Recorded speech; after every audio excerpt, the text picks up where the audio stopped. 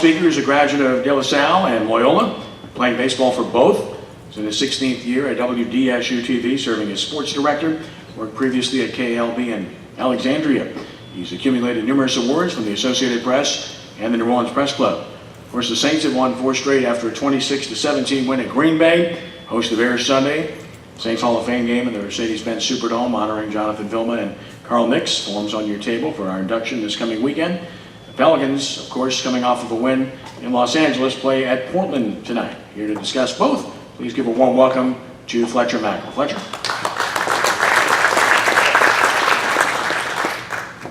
Thanks for having me.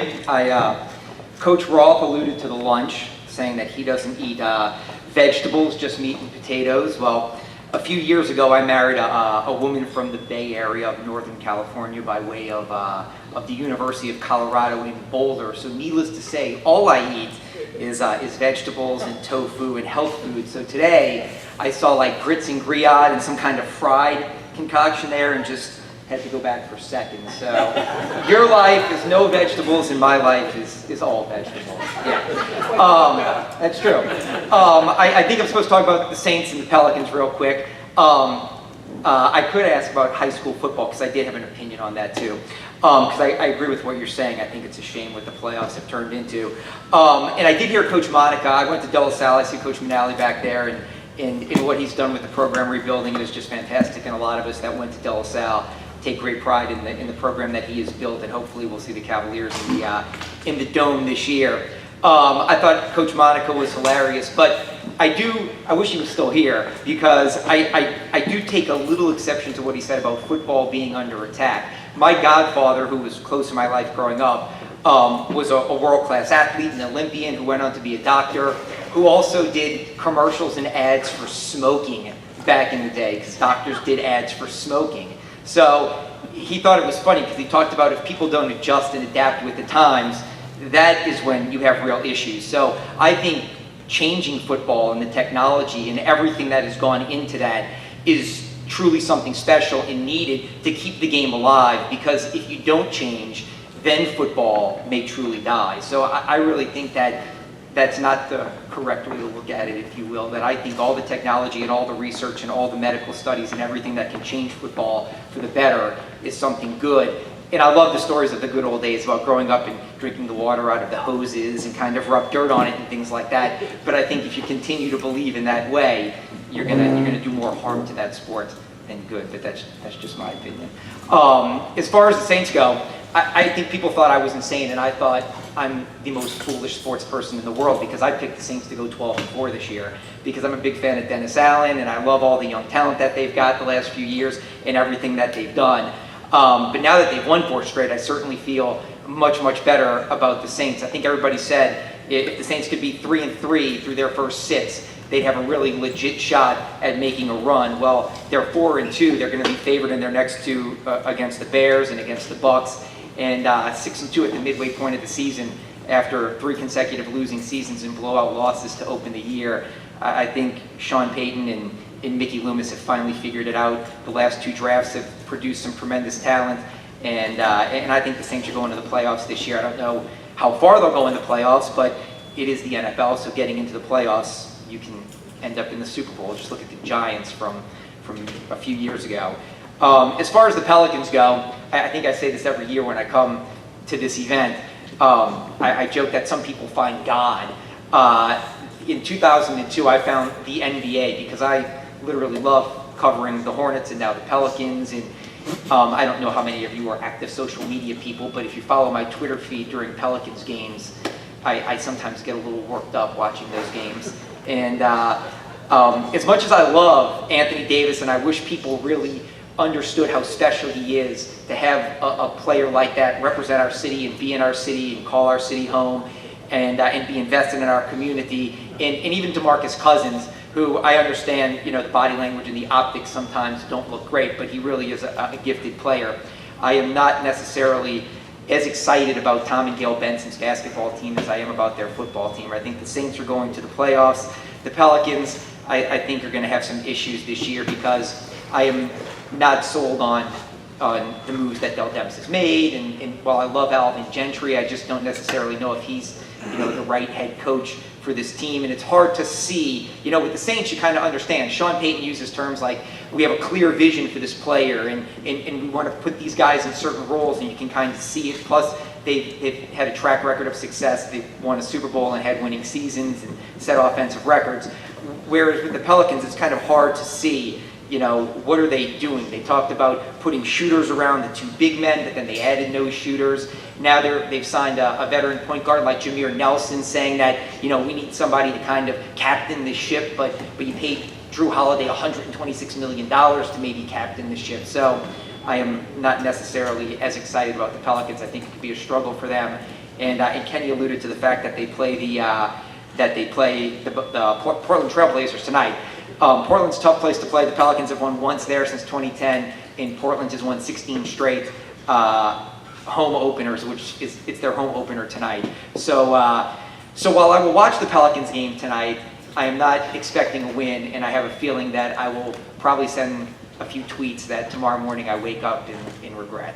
And so that's it. I don't know if anybody has any questions. I could probably just go on, and I know I've talked fast, but if anybody, Bobby always seems to have a question every year that I come. Does anybody have maybe one or two questions, and then I promise I'll get out of the way and you can go back to your regular lives and businesses and wrap up your lunch.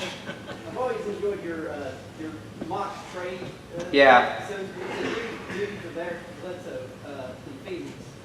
You have traded. Oh yeah, Eric Bledsoe.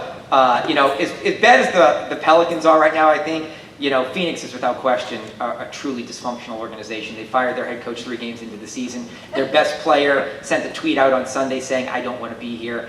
And so they are going to facilitate that and trade him. He is DeMarcus Cousins' best friend. DeMarcus Cousins was the best man in his wedding this summer. Eric Bledsoe is the player. And he is a good player. He would be good on the Pelicans team. He's a good defensive player. He'd probably be a better fit with Drew Holiday. I just can't imagine the Pelicans have enough to acquire a player like that. In the NBA, salaries have to, go back in a similar fashion. So I just don't know if the Pelicans have enough unless, Phoenix becomes Sacramento and does something stupid like trading DeMarcus Cousins for Buddy Hield. I just couldn't see Eric Bledsoe. I'd love to think he could end up in New Orleans, but I just can't possibly fathom a deal that would bring Eric Bledsoe to New Orleans unless Phoenix continues to show that they are completely inept and incompetent. Which is possible, sure. And let me say, I'll say real quick too, you alluded to high school football. I know that's kind of like Ed's forte and things like that. But my whole thing, I agree with you what you said about the high school football. I think what the LHSAA has done is a travesty. All the select, non-select, and everybody makes the playoffs, and 9 state championships, right? Something like that. And like 12 in basketball, and I think it's crazy. And I always joke because I've known Ed since I was an intern at WDSU 20 years ago in 1997. And obviously I've worked here since 2002, which means, yeah, he's old. And I always joke that there is your commissioner for your private school league, that I just don't understand why the private schools don't leave the LHSAA. Because I agree with what you're saying. The New Orleans public schools will play you, but statewide, and I worked in other parts of Louisiana, they hate the private schools in New Orleans. And the private schools are never going to have the votes to do what they want. And to me, the LHSAA is going to continue to make a mockery in order to try to force the private schools out. So I would love to see all the private schools leave and have their own select league, and then Ed Daniels can be the commissioner of that league. I'll do a part-time. There you go. It's probably a full-time job, but whatever. Oh yeah, question. Sorry. You talked about DeMarcus Cousins, and his immaturity precedes him. And I really, really tried to like him when he came here. He's hard to like. I admit it's hard. He constantly pouts, complains.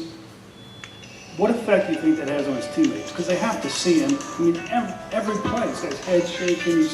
It's got to hurt them. A young team, looking up to somebody for leadership? Well, let me say this. That's the one thing I think that in the situation he's in right now, it doesn't hurt him as badly. Because I agree. Anthony Davis is like a pillar of the community and is great on the court, always hustles, class act. In Cousins, look, off the court, DeMarcus Cousins doesn't get enough credit. He really does a lot in the community. But you're right, on the court, yelling at the officials, the body language is terrible, he looks salty.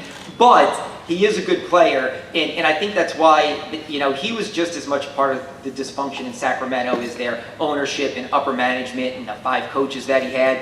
But on this team, I think he's been insulated enough with good people, with Drew Holiday, with Rajon Rondo, who he respects, Anthony Davis, who he respects. And that's one of the reasons why they didn't get rid of Alvin Gentry in Dell Demps, is because they didn't want to create more turmoil for him. I would argue that that's not the right reason to keep a head coach and a general manager, because you're babying Boogie Cousins. But make no mistake, that is truly one of the reasons why they said they kept Alvin Gentry and Dell Demps, is because they didn't want to create more chaos for an elite player. But on this team, I think they can weather that storm and have weathered that storm at the end of last year and this year, is because there are guys that he's comfortable with and they're comfortable with him. In Sacramento, he had a lot of issues with other players in the locker room because I think they looked at how he acted and said, we don't want to be a part of that. Whereas this team has at least accepted it for the time being. Now, if they continue in a tailspin and struggle, it'll be interesting to see, does that lead to issues? But right now, I think they understand he's kind of a volatile personality. It's kind of like the people who played with Ndamukong Suh in the NFL, or even Phillip Rivers to an extent with the Chargers. I keep wanting to say San Diego, but LA. I've always looked at Phillip Rivers and I hate his body language sometimes. Or Chris Paul. Chris Paul's the guy who barks at other players on the court, and it's always, it's rubbed guys the wrong way. But he's always won. But when they're your guy, you accept it a little more and you understand they're passionate about what you do, and everybody else, they kind of become the villain to everybody else. But I agree, there are things he does that I certainly think, wow, I wish he wouldn't do that. But right now, I think his team understands who he is and what he does, and they'll kind of roll with it for the time being. On a different sport, any opinions on the World Series?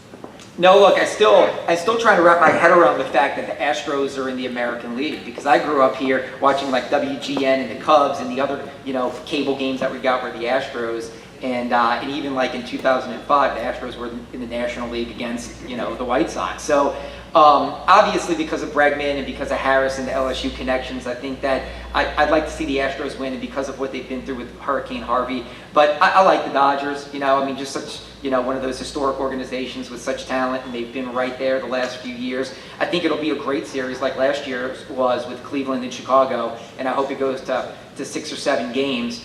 Will actually be, I was talking to the Tulane football coach, Willie Fritz's daughter, Lainey Fritz, is a sports anchor in Houston. And when I leave here, we're going to do a satellite talk back with her because she's covering the World Series. So tonight on Channel 6, we'll hear from Willie Fritz about Tulane, and then Lainey Fritz about the LSU players playing for the Astros in the World Series. Do you think a lot of things have happened with the Saints game, opened some doors with Aaron Rodgers getting hurt and the Saints playing the next week? And there's just a lot of things going on that kind of give us a lot of luck to getting into the rest of the season. I think other than the Rams, I think we can run the table. Falcons are playing bad. There's a lot of injuries in the quarterbacks.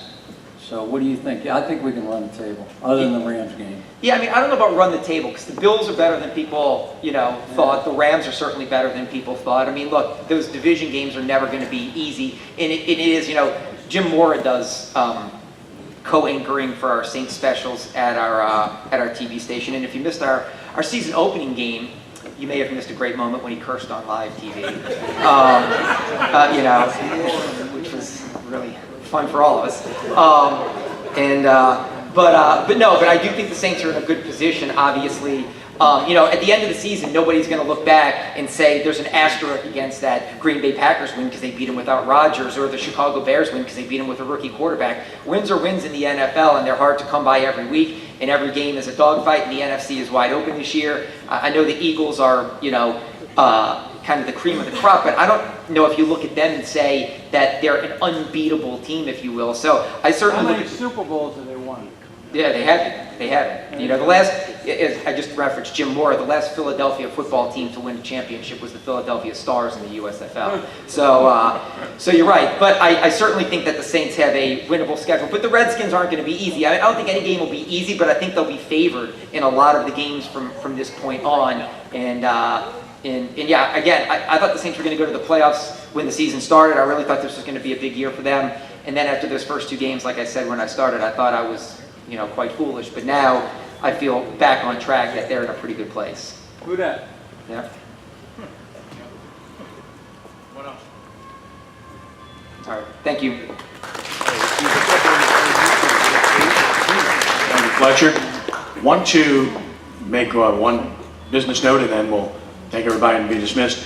I want to tell you that next week, if you have an opportunity to be here, this past year, Jim Henderson was inducted into the Louisiana Sports Hall of Fame. He was out of the country at the time. So next week, we're actually going to have the video and the actual presentation of him into the Louisiana Sports Hall of Fame here at the Greater New Orleans Sports Foundation Quarterback Club. So if you want to see a nice video and a nice festivity for a gentleman that served this sports community for a long time in great fashion, then you need to be here next week for that. Ronnie Rance from the Louisiana Sports Hall of Fame will be here to conduct that. Mickey Hazard will be here, former LSU star, that will be sharing, among others. We'll have a Tulane coach here and a high school coach as well. And so we hope you're here for that. I want to thank Coach Frank Monica for making the trip over. Jay Roth, always a pleasure. It was your father killing you, not me, also. Who needs fathers, right? Fletcher Mackel, thank you for being here. Appreciate you, as always, doing a great job on WDSU. Mike Mutz of Tulane, who does an outstanding job. And really want to thank Joe Oliva. Please give him a round of applause for not only being here, giving us time to be here, but also for answering all the questions that you have for him, because he's a pretty busy man, and we deeply appreciate it. Last